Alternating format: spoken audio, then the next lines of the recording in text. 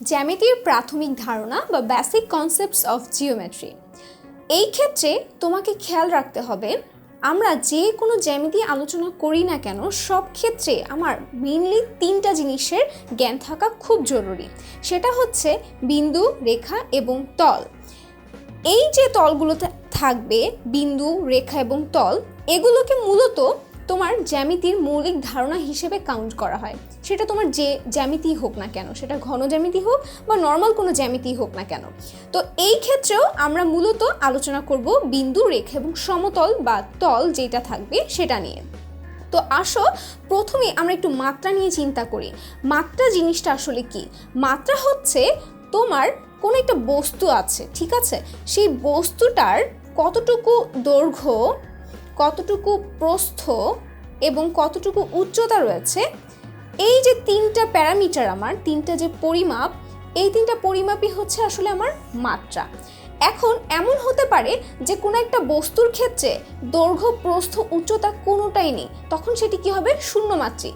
এখন প্রশ্ন হতে পারে, আপু এরকম কি কোনো বস্তু আছে? অবশ্যই। তুমি যদি একটু বিন্দুর কথা চিন্তা করো, সেই ক্ষেত্রে কিন্তু আসলে দৈর্ঘ্য, প্রস্থ এবং উচ্চতা কোনো মাত্রাই আসলে নেই, তবে সেটি কি হবে? শূন্যমাত্রিক। এবার আসো আমরা একটু একমাত্রিকের কথা চিন্তা করি।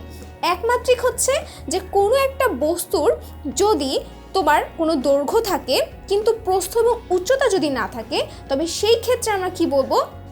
একে একমাত্রিক বলবো, একমাত্রিক বস্তু বলবো।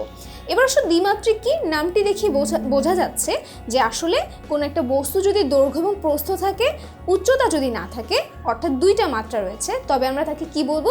দ্বিমাত্রিক বলবো। দ্বিমাত্রিক হতে পারে, ধরো বৃত্ত, এটি হচ্ছে দ্বিমাত্রিক, কারণ এখানে দৈর্ঘ্য এবং প্রস্থ এটা গোলকাকার 2 ডাইমেনশনে থাকবে, অর্থাৎ কি এক্স অক্ষ এবং ওয়াই অক্ষে থাকবে বস্তুটা। এবার ত্রিমাত্রিকের কথা। ত্রিমাত্রিক কি? যার ক্ষেত্রে দৈর্ঘ্য, প্রস্থ, উচ্চতায় তিনটা মাত্রাই থাকবে, তাকে আমরা মূলত কি বলবো? ত্রিমাত্রিক। অর্থাৎ দেখো,